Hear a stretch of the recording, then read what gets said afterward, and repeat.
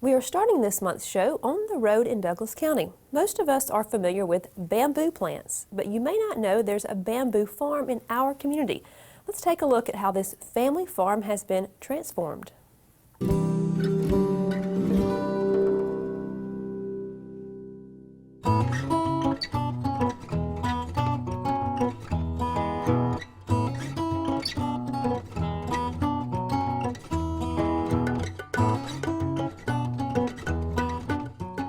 I was with the IT division of Delta Airlines on 9/11 and got laid off not long thereafter.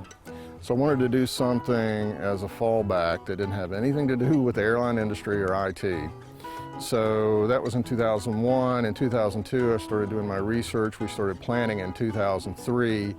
Really didn't start selling anything until about 2007 or so, because it takes a few years to get bamboo up to a sellable size after you plant the first plant. And there's an old saying, first it sleeps, then it creeps, then it leaps. Because the first year it's just getting settled in. The second year it's starting to spread a little bit. You may see a few shoots come up near the original plant.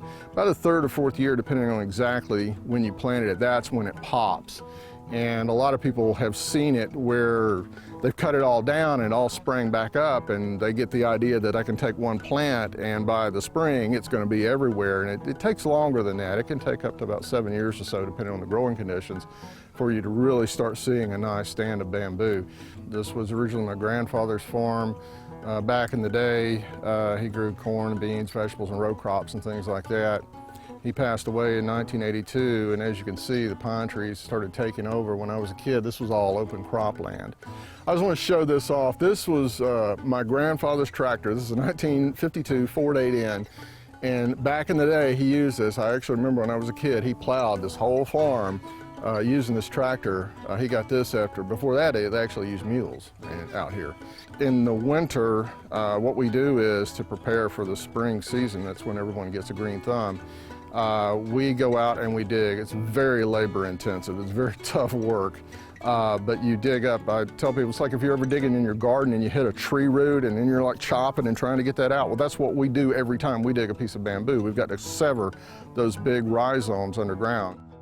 Have you ever wondered, what do you do with bamboo? Have you ever wanted someone to disappear?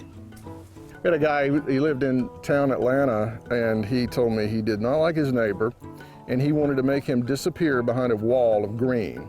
So he came out here in a van, and I don't remember how many he got, but it was probably 20, 25. He said, I want the shortest thing you got to the tallest thing. I'm gonna mix them all in, and you can do that. Bamboo will generally does, different species do fine together.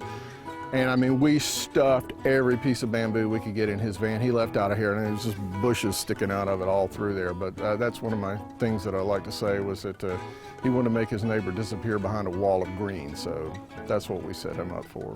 This is Vivax. We go through a lot of Vivax, and like I said, this is one that when somebody just wants a bunch of tall bamboo, if they need to get a really big green screen going, Vivax is it. It's amazingly resilient. You just about can't kill it. You could beat it and burn it and run over it with a bush hog, and it would probably come back.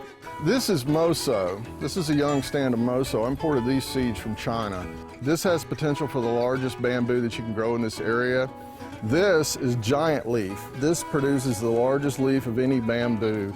And this is actually bamboo. It's kind of like a shrub bamboo. Won't get much higher than about chest height.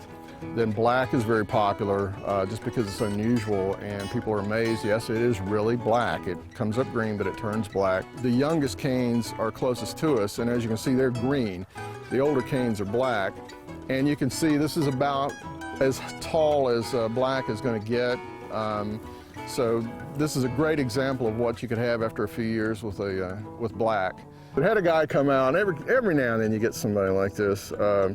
He came out and said, I want to buy some black bamboo. Gosh, that's a lot of money for a piece of bamboo. And I said, well, there's a lot of work to dig it up. He says, just give me one of the cheapest ones you got, because I ain't even getting it from me. All right, whatever. Yeah, so I show him one. He's like, so where does this come from anyway? And I said, well, most of it originated in Asia. And he said, no, where do you get it from? And I'm like, what do you mean where I get it from? Yeah, where do you get it from? I said, look around you, man. We grow it out here. I go out there and dig it up. And he's like, so let me get this straight. the stuff that you got here is growing out there. I said, yeah. So then you just dig it up. Yeah. So you just dig it up and sell it, man. That's like free money, ain't it? I said, I'll tell you what, you come out here one Saturday and you grab the shovel and you work all day and I'll give you some of that free money too. So that's just what I tell people when they wonder about it. It's a lot of work. I mean, I've actually injured my shoulders over the years digging it, and I have to get people to help me now. So yeah, I'll never forget the guy. I said, you don't really understand how farm works, do you?